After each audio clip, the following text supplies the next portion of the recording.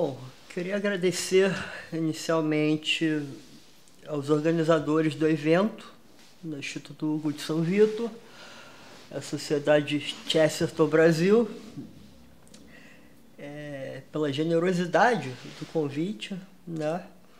Agradeço ao público pela confiança no nosso trabalho e eu digo que eu estou muito honrado, né, por participar desse congresso e principalmente ao lado de nomes muito importantes, né, do pensamento brasileiro, e certamente é um congresso histórico, né, por reunir todos esses nomes. É uma breve apresentação da minha pessoa e dessa palestra. Eu sou Felipe Simas, eu sou mestre, doutor em letras, literatura e pós-doutorado em psicologia. Mestre e doutor pela PUC do Rio e pós-doutorado pela UCP, Universidade Católica de Petrópolis. A palestra eu intitulei de uma breve apreciação da obra de Jorge Bernanos.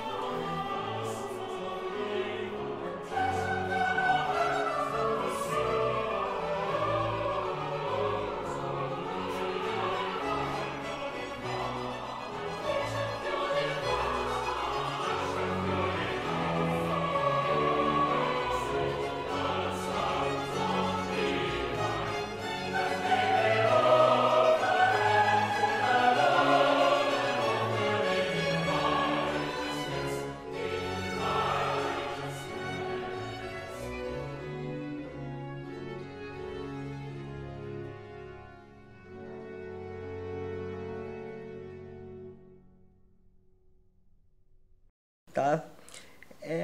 Quando eu penso em Bernanos, eu não posso deixar de evocar os versos de uma obra que marcou muito a minha geração, que é a obra O Mundo como Ideia, do Bruno Tolentino, né?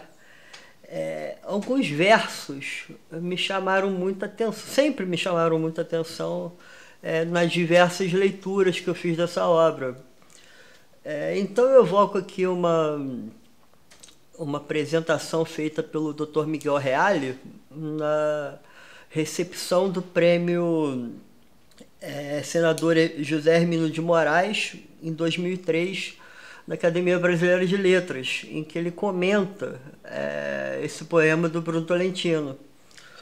O Bruno diz o seguinte: Camus foi meu pior entusiasmo, Claudel, minha melhor desilusão, Rimbaud, a minha própria confusão, e Baudelaire, meu primeiro orgasmo. Mallarmé me deixava um tanto pasmo, mas fiz minha primeira comunhão com Bernanos, achando Gide um asno, Proust, o gênio perverso da emoção, e Sartre, um ressentido. Mauriac me dava sustos, mas foi Julian Green quem me tirou do sério e pôs o spleen do inefável em mim. Tive ataque quando li Monsignor e Leviatã, minhas flores do mal para amanhã. É muito claro que o Bruno Tolentino coloca o catolicismo dele, o foco no Julian Green, né? O Dr. Miguel Reale, na análise dele, compreende isso muito bem. Mas o trecho que mais me chamou a atenção foi quando o Bruno diz que fez a primeira comunhão dele com o Bernanos. Isso sempre me chamou muita atenção, né? Por que primeira comunhão, né? Eu digo que, pelo que eu conheço da obra do Bruno, ele não usa palavras em vão. Ele é um grande poeta. E quando ele diz primeira comunhão, ele usa esse termo também no sentido sacramental. A comunhão é aquele momento em que você precisa fazer uma confissão, que você precisa reconhecer a si mesmo pela primeira vez, né? e receber a Sagrada Eucaristia, né? A transubstanciação do corpo de Cristo, o corpo de Cristo transubstanciado. E essa comparação entre Bernanos e uma primeira comunhão é muito interessante porque, dentre os diversos autores católicos, pelo menos também no meu caso, Bernanos ele mostra uma realidade que está muito ausente em outros autores, né? Uma realidade existencial, uma realidade, em certo sentido, que se aprofunda muito na alma, em aspectos da alma que outros autores que estão ausentes, simplesmente ausentes em outros autores, ou quando não estão ausentes, não são analisados da mesma forma, expostos da mesma forma. Então acho que Bernanos tem essa característica de susto, né? De dar um susto no cristão, né? Quase que apontando o dedo a ele e muitas vezes chamando ele de hipócrita, muitas vezes chamando ele de apontando para desvios de consciência, né? Ele é um mestre nisso e por isso eu acredito que o Bruno Talentino tenha colocado ele como uma espécie de primeira comunhão literária, né? O Bernanos, ele, como eu disse, ele é um mestre em desvelar realidades espirituais, né, a partir de um domínio estético que só é possível para aqueles que misteriosamente nasceram para serem gênios, né? Eu considero Bernanos um gênio da literatura francesa, o que faz, obviamente, da abordagem da obra dele um trabalho dificílimo, né? O máximo que nós podemos, né, com o tempo que nós temos aqui para essa apresentação, poder falar, eu acho que dos aspectos mais essenciais da obra do Bernanos, que não só eu, mas eu acho que a crítica especializada considera que são os romances, né? A questão ficcional, né? E o ensaio, né? O estilo ensaístico. Bernanos muitas vezes alguém que leva aquela, não vou falar pecha, mas o epíteto de Dostoiévski francês, né? Isso se deve muito ao fato de não só ele abordar realidades existenciais, como também ele ser muito associado ao termo profético. Depois a gente vai ver por que isso acontece, né? E isso eu estou dizendo a caráter de introdução. Outra face de Bernanos é que ele não se considerava exatamente um escritor, né? Ele via na tarefa do escritor profissional uma espécie de traição, uma espécie de incompatibilidade com aquele tipo de literatura espiritual que ele queria fazer, né? Eu, na minha experiência nos meios literários, eu realmente sempre tive também essa impressão de incompatibilidade, né? Eu imagino que muito do que se critica no Bernanos como uma figura arredia, como uma figura que realmente não, uma palavra fala, despreza, né, o trabalho de escritor, Eu diria que isso é uma forma de resguardar a própria arte dele, né? A própria vocação natural dele que se traduz em palavras. E certamente, em diversos momentos da obra dele, ele mostra a consciência que ele tinha dessa vocação, né? E o quanto ele precisava se dedicar para expressar, né, uma tarefa muito difícil, muito talvez mais difícil na prosa do que na poesia, expressar o sobrenatural, né?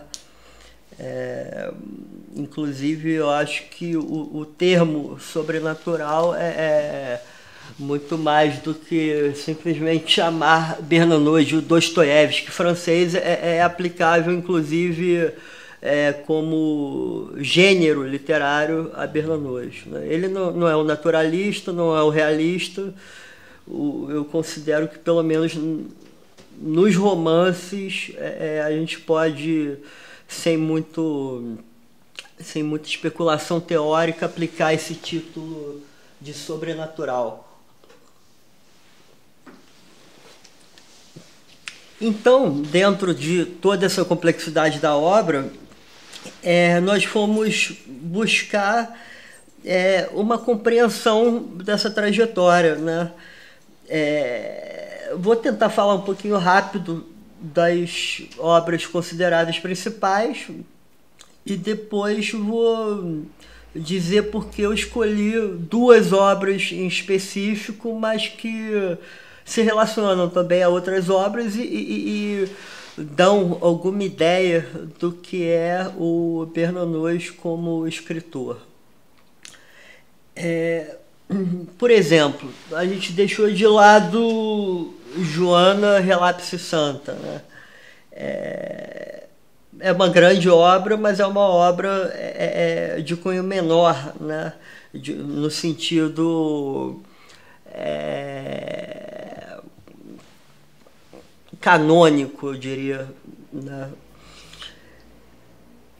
Também fundamental, mas que tivemos que deixar de lado, foi o Diálogo das Carmelitas. Esse foi deixado de lado por uma questão meramente de gênero, porque é dramático, né?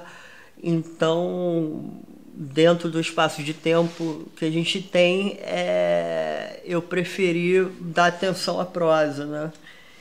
E o Diário de um Pároco de Aldeia, uma escolha dificílima, escolha entre o Diário de um Pároco de Aldeia, né, e Sob o Sol de Satã, né? Então, por que nós escolhemos o Sob o Sol de Satã, né? Primeiro porque, em certo sentido, é o romance perfeito, né? É um romance esteticamente, estilisticamente, entre os grandes romances da literatura francesa, que, obviamente, em matéria de grandes romances, não é nem um pouco carente, né? E essa escolha também se deu porque o Diário de um Pároco de Aldeia é um diário, né? Ele também tem essa questão formal que, por mais interessante que seja, né, em um dado histórico, né, relevante, é que ele remete a uma tradição muito antiga da Igreja Católica, que é a confissão, né? Seja na forma epistolar, seja na forma da confissão da alma, da confissão do relato de experiências espirituais. Então, eu considero o diário uma espécie de obra pertencente a essa tradição, né? Então, praticamente o que a gente vai fazer aqui é dar uma passagem bem breve acerca da vida do Bernanos, tá? E uma análise também sucinta Sob o Sol de Satã, né? E da outra parte que é ensaística. E eu vou falar um pouco da França contra os Robôs, que é um ensaio pouco lido dele, mas que é o considerado o último, né? Ou seja, uma palavra quase que final em assuntos que ele desenvolveu durante toda a vida, né? E tentar encaixar nesse meio termo também Os Grandes Cemitérios Sob a Lua, que mesmo sendo uma obra certamente central dentro de todas do Bernanos, mas é muito específica. Ela trata uma situação específica que é a Guerra Civil Espanhola, né? Enquanto a França contra os Robôs eu considero uma obra mais universal, né? Nesse sentido, porque talvez com mais importância biográfica, justamente pelo fato de condensar essa opinião final, essas opiniões, né? Uma breve bibliografia, né? Bernanos nasceu em Paris, 20 de fevereiro de 1888, tá? Morreu em 5 de julho de 1948. Né? A vocação do Bernanos e que ele já via como um chamado divino vem desde os 18 anos. Então é algo muito precoce, uma coisa. Desde cedo ele aceitou com a mesma veemência que ele aceitou até o final da vida. Ele fez quase que uma escolha sem volta, né? Por essa vocação. E realmente, como a gente pode testemunhar pela vida dele, não teve volta mesmo, ele seguiu até o fim. Ele serviu e foi ferido na Primeira Guerra. Depois da guerra, ele trabalhou numa corretora de seguros, né? E já empregado, já com uma vida estabelecida, ele publica Sob o Sol de Satã em 1926, né? Depois, 10 anos depois, exatamente, ele publica o Diário de um Pároco de Aldeia, né? E vem ao Brasil, né? Ele desiludido com a guerra, inclusive essa história é interessante porque eu não sei até onde vai o mito, onde começam as especulações biográficas, por isso eu não sou muito adepto à análise biográfica, mas são fatos interessantes. O que eu já vi em alguns lugares era que Bernanos ele leu numa enciclopédia francesa sobre o Paraguai, né? E o Paraguai seria a terra prometida, o paraíso terrestre, se eu não me engano a etimologia. E cabeça de escritor, de artista, faz associações, no mínimo, geniais, de certo modo, mas também um pouco estranhas para a gente. Então ele fez, eu imagino que ele tenha feito uma associação teológica com isso e ele fez as malas e veio para o Paraguai. Ele não aguentou muito tempo no Paraguai, obviamente. A gente deve imaginar o Paraguai nos anos 30, né? E aí ele veio ao Rio de Janeiro, foi muito bem recebido pelos intelectuais. Ele escreve da comoção dele, né? Acerca da comoção dele, da recepção. Ele não tinha noção de que ele era realmente lido no Brasil. E não posso deixar de voltar ao Bruno Tolentino. O Bruno Tolentino tinha uma frase que era a seguinte: eu sou da época em que a classe média brasileira economizava para comprar livro e comer carne de segunda, né? Então, eu acho que foi essa época que o Bernanos pegou, e uma época que não se repetiu na literatura brasileira, uma época em que, tanto na prosa como na poesia, a literatura brasileira estava a par com qualquer outra literatura mundial, né? Sem dúvida nenhuma. Né? A minha especialidade é poesia, e pelo menos na poesia eu posso afirmar isso categoricamente. E do Rio ele passou por diversas cidades do Rio, Itaipava, a gente está gravando em Petrópolis, aqui do lado. Passou por várias cidades de Minas, até se fixar em Barbacena como fazendeiro. Né? Então, para não ficar muito em detalhes sobre essa vinda do Bernanos no Brasil, até porque a bibliografia acerca desse assunto é muito grande, né? Qualquer pesquisa na internet, você tem pesquisas acadêmicas, não acadêmicas sobre o assunto, então quem se interessar pode pesquisar que vai encontrar bastante coisa interessante. Uma das descrições que eu selecionei aqui sobre a passagem dele, e essa descrição é interessante porque é muito pessoal, é do Gustavo Corsão. Ele diz o seguinte: Bernanos, o Corsão encontrou numa festividade literária dessas o Bernanos. Ele diz o seguinte: Bernanos continuava a falar, ora exaltado, ora enternecido. Sua indignação, aliás, não é outra coisa senão a viril manifestação de sua infantil e inesgotável capacidade de se enternecer.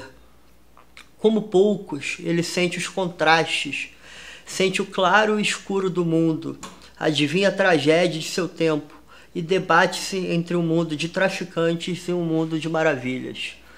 Né? Um pontinho pequeno, dava para analisar essa fala do Corsão de inúmeras maneiras, mas ele pega muito bem a questão do claro-escuro. O Bernanos, como escritor, ele é um mestre do claro-escuro. Né? A gente vai ver aqui que muito do que ele escreve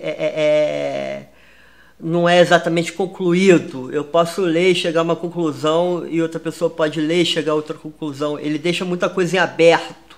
Né? Eu vejo esse claro-escuro no Bernanos justamente porque é o claro-escuro da alma humana.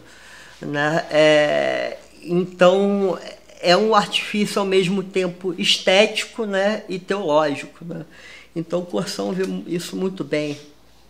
Outro trabalho sobre a vida do Bernanos no Brasil é da Monique Gosling. Né? Então, ela ressuscita aqui alguns trechos interessantes. Né? Esse trecho é bem característico da visão de mundo, de como Bernanos olhava para as coisas, né? Da percepção, né? De uma coisa tão banal, ele consegue extrair uma impressão tão forte. Isso já no Brasil. Né? Deixei a linha do trem para trás, vi os trilhos chegarem ao fim, como uma tênue armadilha de aço sob a vegetação parasita. Vi a última estação de trem e a última ponte. Diante de mim, à minha direita ou à minha esquerda, a mata fechada avança e avança em milhares de quilômetros quadrados em direção ao Mato Grosso, ao Paraguai, ao Amazonas. E ainda além, até o Pacífico. E atrás de mim, ainda que transpassada por toda parte da linha do caminho de ferro, a mata ainda se defende, tendo a vida difícil, cedendo apenas diante de Belo Horizonte, a grande capital verdejante de Minas. Não que os homens lhe impusessem medo, mas porque ela não abocanha mais as montanhas de minerais, que são verdadeiras montanhas de ferro. Né? Então, ele tinha uma espécie de impressão cósmica ou cosmológica, né, das coisas. Por isso que a ideia do Paraguai, que eu mencionei, não é nenhuma coisa estranha. A visão realmente de mundo do Bernanos é bastante peculiar. Né? Eu acho que agora a gente pode começar a falar um pouco sobre o Sol de Satã, sobre o Sol de Satã, que foi a primeira obra dele publicada em 1926, né? Ele já tinha quase 40 anos. O personagem principal, né, que é o padre Tony San, é inspirado no Cura de Ars, né? E o que acontece? Eu não vou contar o romance, eu vou... Até porque eu jamais estragaria a leitura de um romance desse porte, né?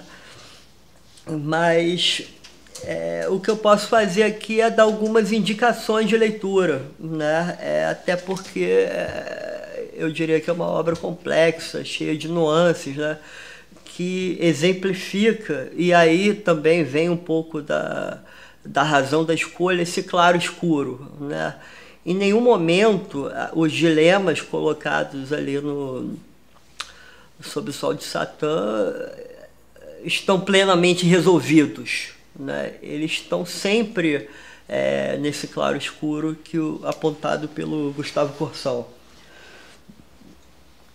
O padre Tony San é um padre que não tem confiança nas suas faculdades intelectuais, nas suas faculdades produtivas, ele não tem confiança, né? E eu acho que, de certa forma, o Bernanos tenta deixar ali claro que ele não possuía, de fato, muitas dessas qualidades, mas ele vai percebendo certo aspecto sobrenatural no fato de não possuir essas qualidades, né? Ele passa por diversas experiências místicas e algumas de alegria, outras aterradoras, outras, como eu disse, nesse claro escuro que ele simplesmente não compreende, né? Tem o padre superior, né, que vê no padre Tony San uma potencialidade, né? Ele aposta nele, de certo modo, né? E tem a Mouchette, né? Mouchette é uma menina que 16 anos que engravida e começa a entrar num ciclo de mentiras, porque o pai não é revelado, ela não revela quem é o pai, e ela começa a fazer um jogo, né, familiar em cima desse assunto, né, envolvendo diversos homens, né, envolvendo o próprio pai dela, a mãe, toda a família, e a partir daí se desenrola a história. O resto eu não vou contar, né? Mas o interessante é essa relação muito clara, né? Isso é uma relação que, quando você estuda literatura, quando você começa a perceber as estruturas literárias, você começa a tentar para como o Bernanos estruturou conscientemente esse romance, né? Nessa tríade, ou seja, você tem um padre que está num dilema espiritual, você tem um padre mais experiente que tenta aconselhá-lo, né? E você tem a obrigação sacerdotal de ajudar alguém numa situação extremamente aflitiva, eu não diria nem aflitiva, mas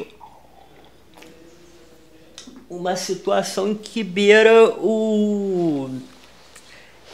a tentação demoníaca, né? E por que sob o sol de Satã? Né? Porque esse beira a tentação demoníaca nós vemos nos três personagens, né? Os três personagens cada um, né, em certo momento ou em certos momentos do romance apresenta, se não diretamente, mas pelo menos indiretamente, algum sinal, né, dessa presença diabólica. Por outro lado, os mesmos apresentam também sinais de graça, né? Novamente o claro-escuro. Sobre a estrutura, né? Como eu disse, eu não vou contar o romance, mas então eu vou salientar alguns pontos que eu acho fundamentais. Então, dentro dessa estrutura tripartida, né, esses três personagens principais, Bernanos consegue, e eu imagino que conscientemente, né, é muito bem pensado o romance, fazer, expressar, eu diria melhor, diversos dilemas, né? Porque existenciais, sociais, dilemas eclesiásticos, né? Que pelo título não ficam muito claros, né? Quando a gente lê sobre o Sol de Satã, parece que é um livro sobre possessão demoníaca, e na verdade não é, né? Então eu vou tentar elencar alguns desses pontos que me chamaram a atenção, né? Como é o primeiro romance do Bernanos, ele já nutria um ponto que a gente vai abordar posteriormente, que é um certo desprezo pelos escritores, pela profissão de escritor, né? Então, ele já escreveu esse romance, digamos, sem dever nada a alguém. Ele já tinha renda, ele não precisava ganhar dinheiro com romance, então ele podia escrever o que ele quisesse, né? Ele não precisava agradar ninguém, ele não precisava se inserir em nenhuma academia, em nenhum meio literário. Isso é muito importante ressaltar esse aspecto como fundamental para a estrutura do poema, né? Do poema não, do romance. É um romance aberto, né, nesses diversos sentidos que eu disse, né? Muitas vezes você não sabe quando o que está atuando ali é o demônio ou se é a graça, né? Ele deixa sempre aberto, né, essas possibilidades.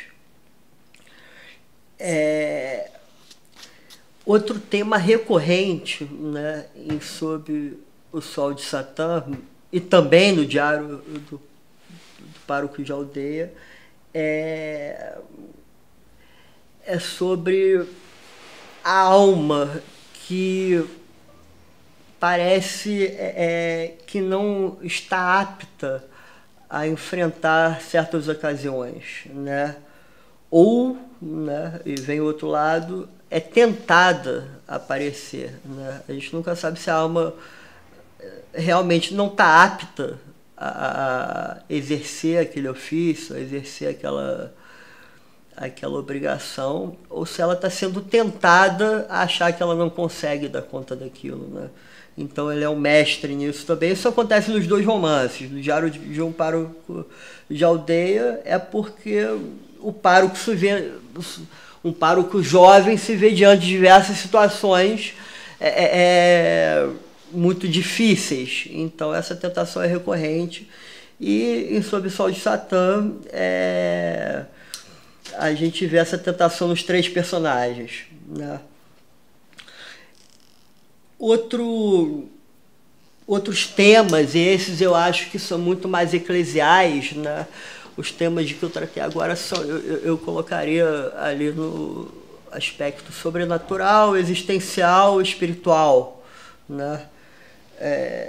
Mas eu acho importante a gente falar também do aspecto eclesial, né? O Bernanos, ele delimita uma coisa que muitas vezes é esquecida pelo católico hoje em dia, que é a paróquia como território. Se a gente pensar bem, os territórios da sociedade moderna são distribuídos de forma, digamos, política, né? No sentido de que a gente vive num Estado, né? Mas a igreja tem a sua própria demarcação de território, né? Então é interessante a preocupação do Bernanos de explicitar, sempre quando possível, como funciona uma paróquia por dentro, né? Que muitos católicos não sabem, né?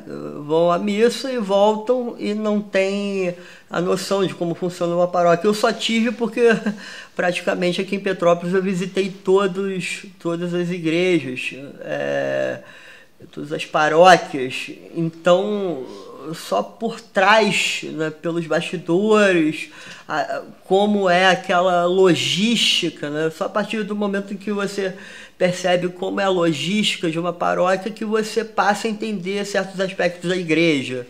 E Bernanos fez isso como ninguém, né? E isso se reflete também em outra característica, e aí vem novamente o profético, né? Ele, em diversos momentos, ele também demonstra prever o esvaziamento das paróquias, né?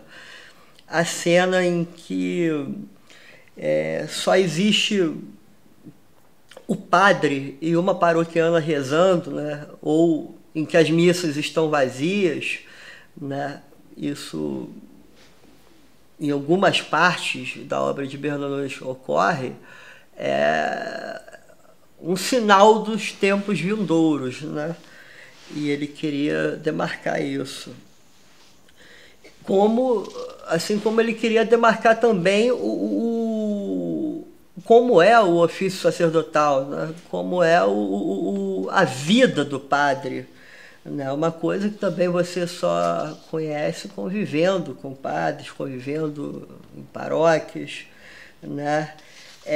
E dentro dessa questão, dessa abordagem da vida sacerdotal, eu acho que uma das principais preocupações do Bernanos é uma relação entre solidões, né?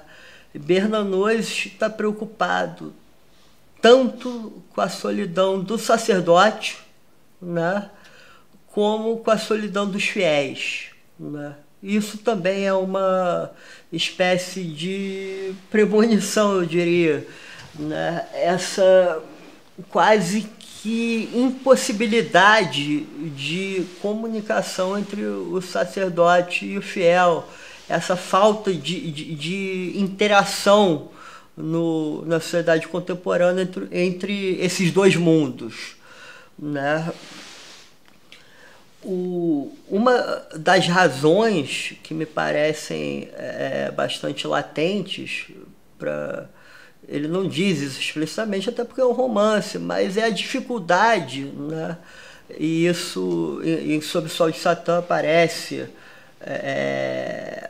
nas relações entre o padre superior, né, e o padre que está ali em angústia espiritual e precisa de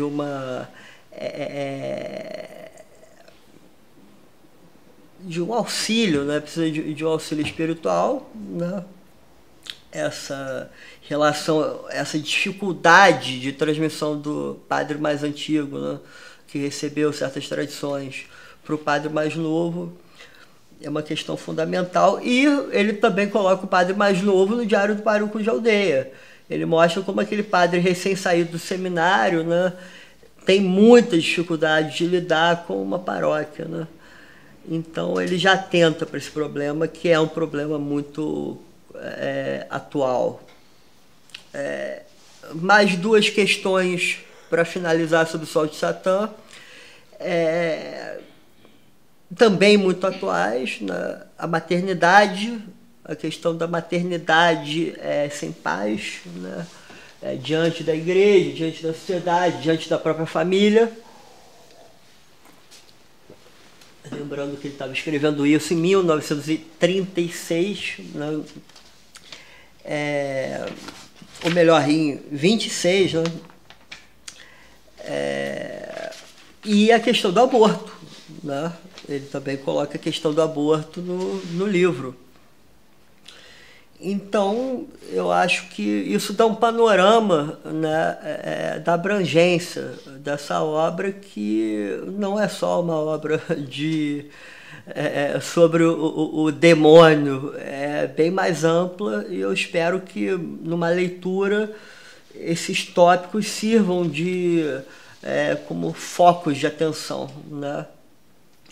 Então, agora vamos falar de A França contra os Robôs, que foi foi o legado, né? Não a última obra, porque Bernanos publicou ainda um ensaio ou outro, mas é como se fosse o testamento dele poucos anos antes dele morrer, né? A França contra os Robôs, ela é como que uma condensação de diversos temas que preocuparam Bernanos durante a vida inteira, né? E para resumir um pouco do teor, eu diria até da força, né, com que o Bernanos, das palavras do Bernanos, né, que muitas vezes, né, e sempre volta o termo profético, né, muitas vezes utiliza-se do tom profético, né, para se expressar, e eu vejo isso não como um mero arroubo de linguagem, mas como uma utilização consciente do estilo para expressar alguma coisa que ele já sabia ou tinha alguma intuição de que ia acontecer no futuro, né? Então, o tom profético não é simplesmente um estilo, na verdade é uma forma expressiva de um conteúdo que, de certo modo, era profético, né? Não no sentido bíblico, mas no sentido de antecipar aquilo que viria a acontecer de modo muito mais forte no futuro, e que na época de Bernanos ele foi um dos poucos a perceber. O Gerardo Melo Mourão, né, grande poeta e romancista católico brasileiro, ele cita uma frase de Bernanos no artigo da Folha de São Paulo de 1999. Ele diz o seguinte: Bernanos costumava dizer que devemos desconfiar dos homens públicos que falam incorretamente. É sinal de que também pensam incorretamente, se é que pensam, né? Então, essa frase ela dá bastante o tom da crítica não só do final da vida do Bernanos, mas da língua que ele sempre teve durante toda a vida, né? Naturalmente, se fôssemos escolher a partir da importância canônica, né, os grandes cemitérios sob a Lua seriam a obra por excelência a ser analisada. Mas eu escolhi A França contra os Robôs não só pelo caráter de ser uma obra quase que um testamento, mas ela é um complemento, né? Eu vejo, de certa forma, como um complemento aos grandes cemitérios sobre a Lua, né? Então, que também é uma obra muito pontual, né? Os grandes cemitérios sobre a Lua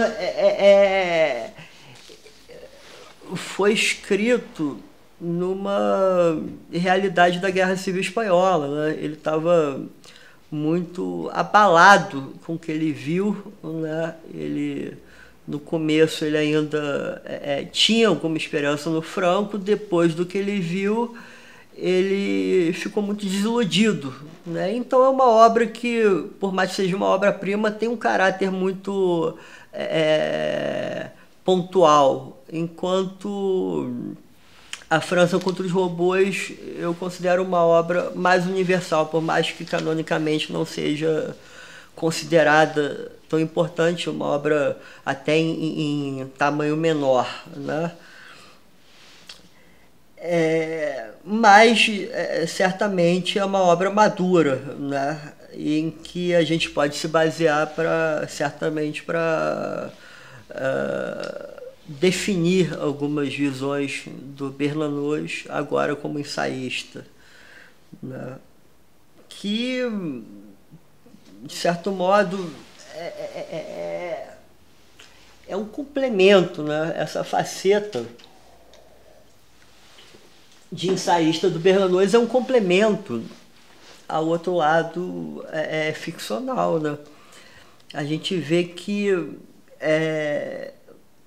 não que as preocupações não se repitam, mas elas se repetem de formas diferentes de acordo com a maneira com que ele escreve, né? Quando o Bernanos está fazendo ficção, os assuntos parecem ser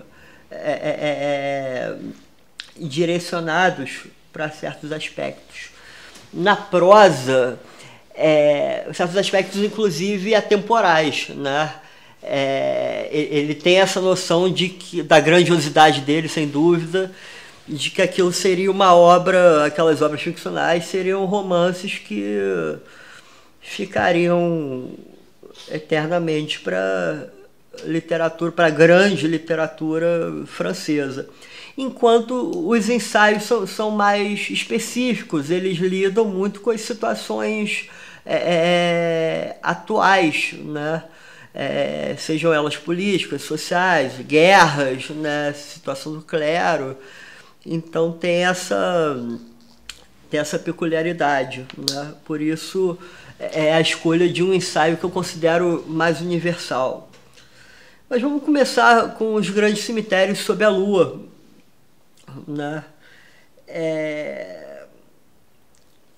E aqui, ao contrário do que eu fiz com o romance, que foi pontuar o que eu acreditava assim, de mais importante, eu vou ler muitos trechos de uma tradução portuguesa muito boa, porque eu acho que no romance você pode até dar certa noção da narrativa, mas uma noção estrutural é melhor para quem vai ler o romance. Mas no ensaio, principalmente nos ensaios do Bernanos, eu acho que existe essa carga da linguagem, não que não exista no romance, mas a carga da linguagem dos ensaios pode ser realmente sentida com a leitura de alguns trechos. Então, obviamente, em alguns momentos eu vou deixar de pronunciar minhas palavras, porque eu poderia parafrasear o que ele está dizendo para dizer exatamente com as palavras dele. Então, nos Grandes Cemitérios sob a Lua, uma clara rejeição que ele faz quando ele vê aquela situação da Guerra Civil Espanhola, né? Aquela matança, uma das descrenças que ele demonstra acerca do sistema de coligações partidárias, né? Então ele diz o seguinte: é verdade que a cólera dos imbecis enche o mundo. Podeis rir se vos apetecer. Ela não vos poupará nada nem ninguém. é incapaz de perdoar. Evidentemente que os doutrinadores de direita ou de esquerda, cuja missão é essa, continuarão a classificar os imbecis, enumerar-lhes-ão as espécies e os gêneros, definirão cada grupo segundo as paixões e os interesses dos indivíduos que compõem a sua ideologia particular. Para tal gente, isso não passa de um jogo. Mas estas classificações, o que quereis? Não acredito sequer no benefício relativo das coligações de ignorância e de ideias preconcebidas. A condição indispensável a satisfazer para entrar realmente na ação é conhecer-se a si próprio, ter a medida exata de si. Então, nesse momento, né, e aí reside muito da incompreensão política do Bernanos, tanto por parte da direita como por parte da esquerda. Ele afirma não exatamente um individualismo, ele afirma a soberania da alma, né?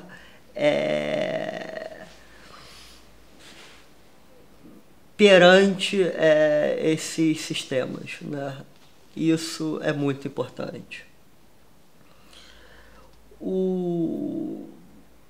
Esses temas, né? E isso se torna mais atual ainda, porque os termos utilizados são termos que nós utilizamos, né? Quando ele fala os imbecis doutrinadores de direita ou de esquerda, né? Que querem arrebanhar, né? Para sua ideologia particular aqueles que não que ele chama aqui de imbecis, né? Mas que aqueles que não têm discernimento, né? Do que estão fazendo, né? O Bernanos, nos grandes cemitérios sob a lua, ele também coloca uma questão muito... Ele coloca, nesse caso, uma questão, né? Uma pergunta que eu acho fulminante. Ele diz o seguinte: a própria cristandade não eliminou o rico, nem enriqueceu o pobre, pois nunca se propôs como objetivo a abolição do pecado original.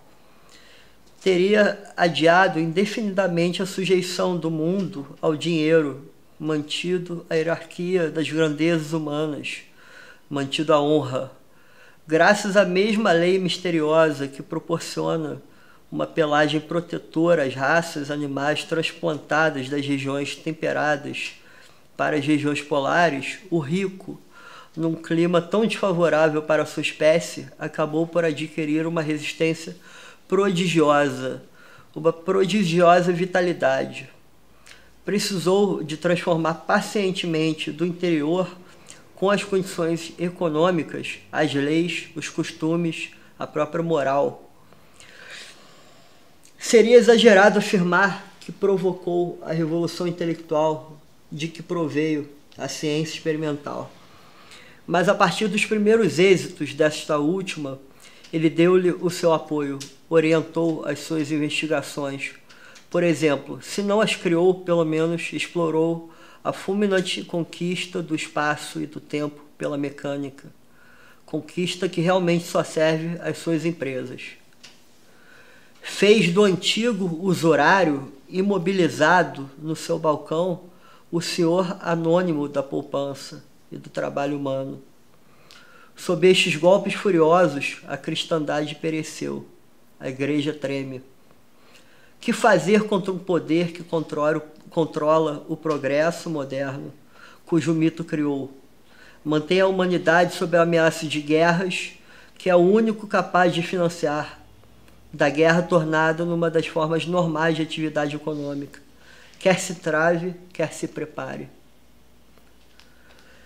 Parece que a gente está lendo o jornal de hoje, né? Então, esse trecho é muito contundente, né? Ele, primeiramente, o foco dele, como é o foco também em diversos romances. Se você olhar, por exemplo, no Sob o Sol de Satã, a menina, 16 anos, tem a filha, né? Ela vem de uma família de valores altamente burgueses, né? Todo o raciocínio em cima da solução que vão dar para o filho dela, baseado no dinheiro, né? Tudo aquilo que pensam para a solução daquele dilema que Bernanos coloca como profundamente espiritual, dentro daquela família, dentro daquela sociedade em que ela vive, tentam resolver isso com dinheiro, né?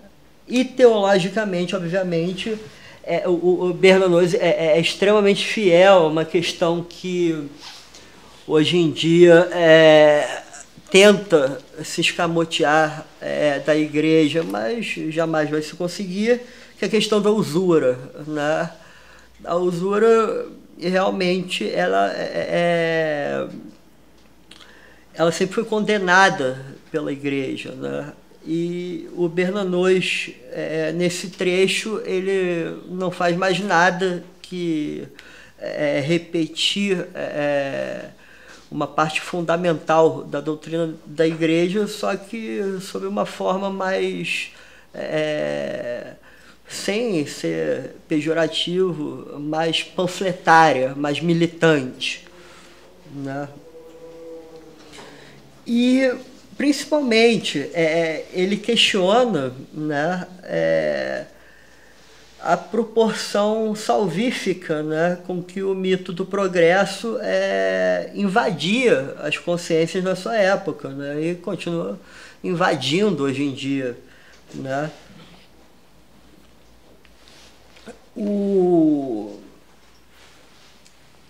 Palavras muito fortes, né, são as que ele usa no final, né.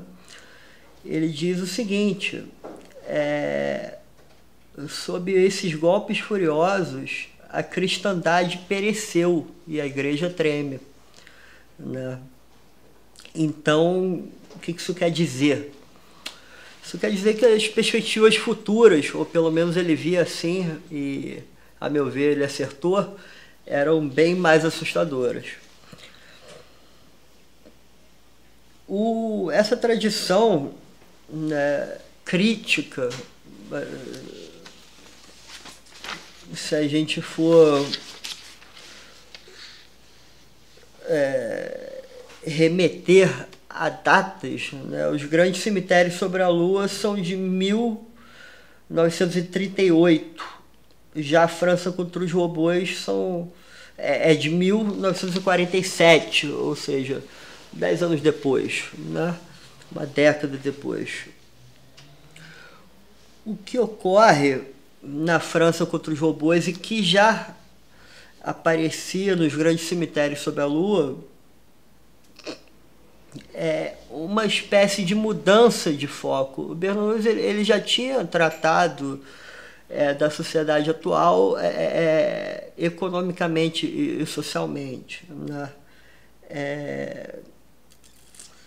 E a gente vê que nesse trecho, por exemplo, em que ele fala do apoio à ciência, da conquista, da devoção, né, quase que religiosa ao que ele chama de mecânica, né?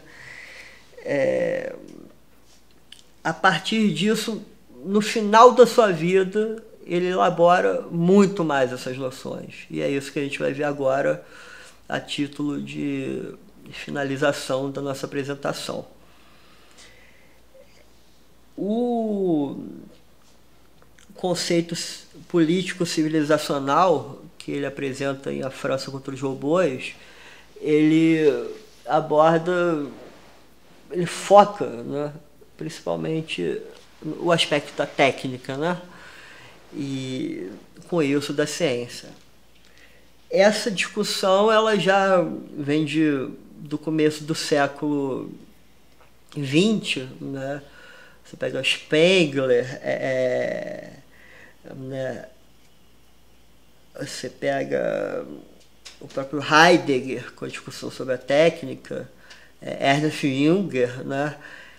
Com um romance que eu acho que não está publicado no Brasil, que seria As Abelhas de Vidro, né? E ele também tem uma discussão bastante importante sobre a técnica. Um teórico mais moderno chamado Paul Virilio, que no Brasil não dá muita atenção a ele, mas ele estudou profundamente, ou estuda, não sei se ele está vivo, eu acho que ele está vivo, profundamente a questão da relação entre tecnologia e velocidade, né? O quanto a tecnologia muda a percepção de tempo do homem, né? Então essa percepção do Bernanos, 70 anos antes de uma discussão que hoje em dia na academia, nos meios intelectuais é profundamente atual, é realmente algo impressionante, né? E da mesma forma que eu expus, né, essa parte de ensaios a partir da leitura, eu vou buscar alguns trechos aqui que exemplifiquem essa crítica, essa última crítica do Bernanos, né?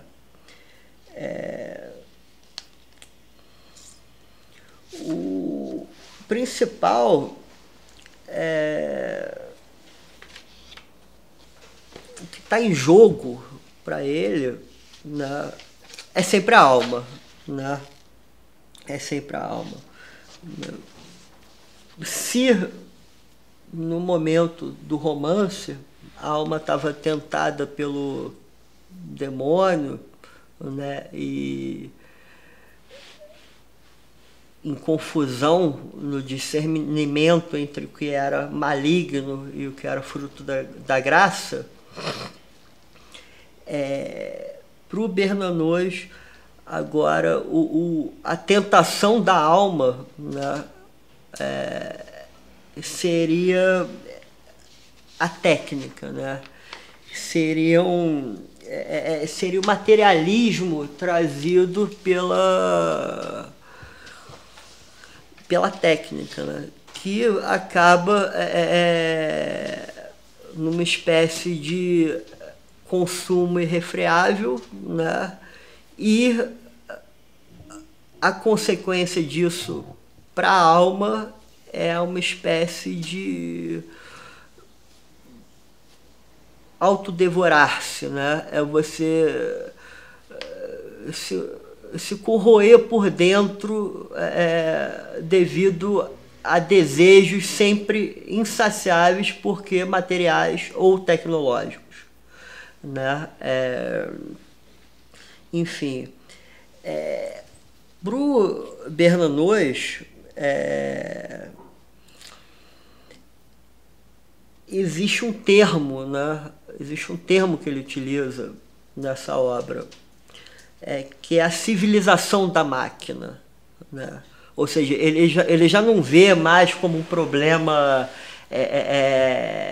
puramente de científico ou acadêmico, ou uma espécie de tendência do homem moderno. Ele vê como uma civilização, ele vê a nossa civilização como uma civilização que se entregou à máquina. Esse ato já foi realizado. A civilização foi entregue à máquina e é a civilização da máquina, né? E essa civilização que é a civilização do homem produtivo, do homem que é uma civilização que não tem espaço para nenhuma outra espécie de homem, né? É uma civilização que abole, né, as possibilidades do homem contemplativo. Então ele coloca essa dissonância, né? Uma civilização que só permite o homem produtivo não pode permitir a existência do homem contemplativo, né? Isso passa, obviamente, por uma uniformização da consciência, né?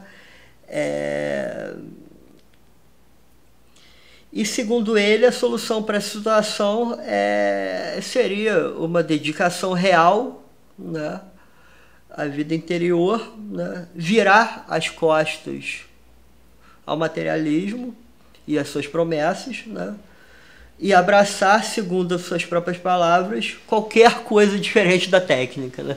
Ou seja, qualquer coisa diferente no mundo espiritual, né? Na sua alma, que você encontrar de bom, que não seja a técnica, já vai ser mais válido, né?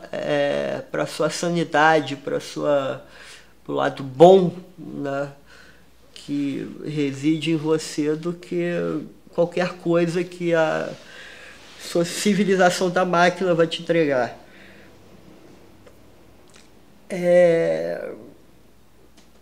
A França contra os robôs é, sobretudo, uma crítica às decorrências da sociedade industrial, né? O ser humano, ao aliar-se à máquina, acaba por pensar no ritmo da máquina, acaba por agir no ritmo da máquina, né?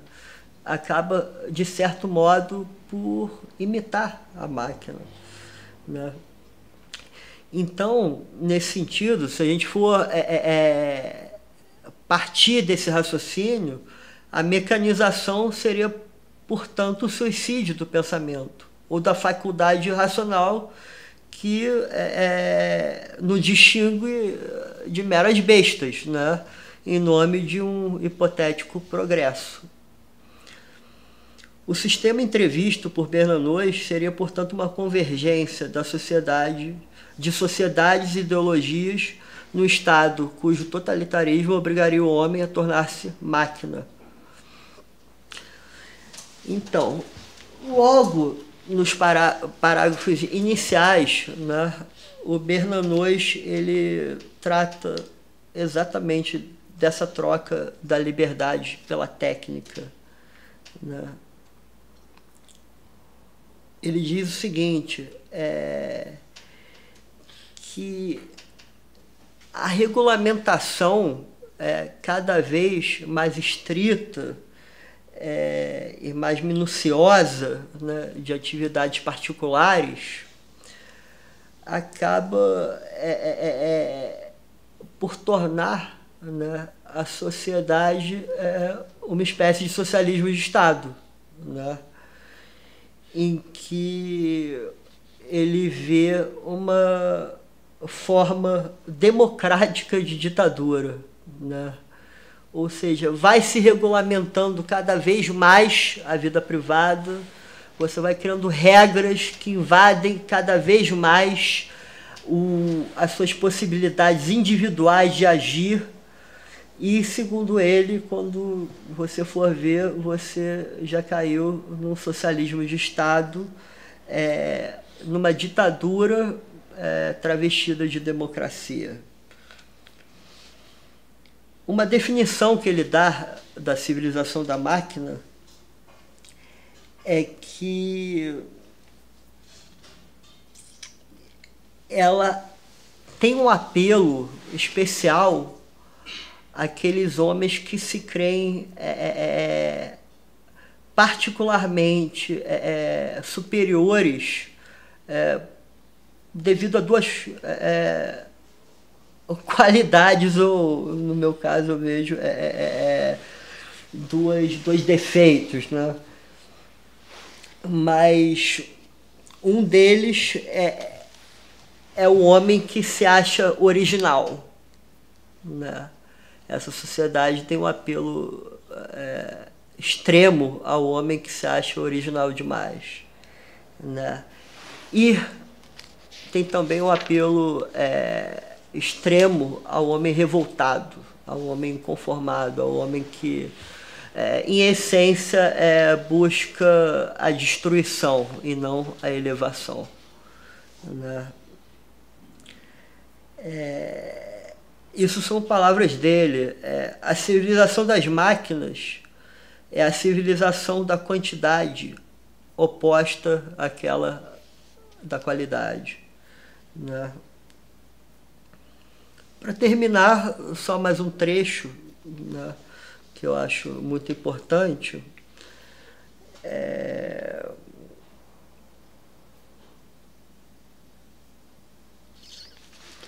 Ele diz o seguinte, que a civilização das máquinas, né, ela força uma defesa interior dia e noite, né? Teologicamente, como é que eu interpreto isso? A vigilância, né? O apelo final do Bernanos por uma vigilância muito forte, né? Muito aguda, muito atenta da sociedade em que a gente vive, né? Numa sociedade em que, ele não sabia disso, mas em que nós somos vigiados, né? Talvez ele tenha razão de que a solução é que, já que nós somos vigiados, que nós nos vigiemos também, né? Eu acho muito atual essa admoestação dele, né? E, finalmente, eu queria terminar com algumas palavras de São Pio X, né?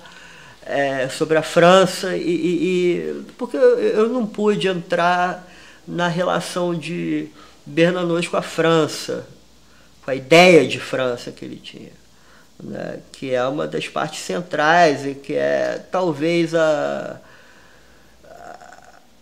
aquilo que possa unir diversas opiniões e questões e até conceitos que pareçam dispersos no Bernanos, né? Ele jamais deixou de ser francês, mesmo no Brasil. Então, considerando finalmente a grandeza com que Bernanos sempre viu a França, e por que não dizer que essa grandeza mesmo foi o seu grande motivo condutor, a França externa e a interna, entrevista por Bernanos em seus romances, em seus ensaios, né, também é a França externa e interna com que ele se debateu durante a vida inteira, né? A ambas ele honrou com sua arte. Eu não tenho a mínima dúvida que Bernanos acreditava na grande França. E assim, como conclusão, vem-me à mente a locução do Papa São Pio X, em 29 de novembro de 1911, na qual sentencia: dia virá, esperamos que não esteja muito distante, em que a França, como Saulo no caminho de Damasco, será envolta por uma luz celeste e ouvirá uma voz que lhe dirá novamente: minha filha, por que me persegues? E a resposta: quem és tu, Senhor? A voz replicará: sou Jesus, a quem persegues. Duro te é recalcitrar contra o aguilhão, porque em tua obstinação te arruínas a ti mesma. E ela, trêmula e atônita, dirá: Senhor, que queres que eu faça? E ele: levanta-te, lava as manchas que te desfiguram desperta em teu seio os sentimentos adormecidos e o pacto da nossa aliança, e vai, filha primogênita da igreja, nação predestinada, vaso de eleição, vai levar como no passado seu nome diante de todos os povos e de todos os reis da terra. Bernanos é uma dessas figuras solitárias, sonhadoras, mas heróicas.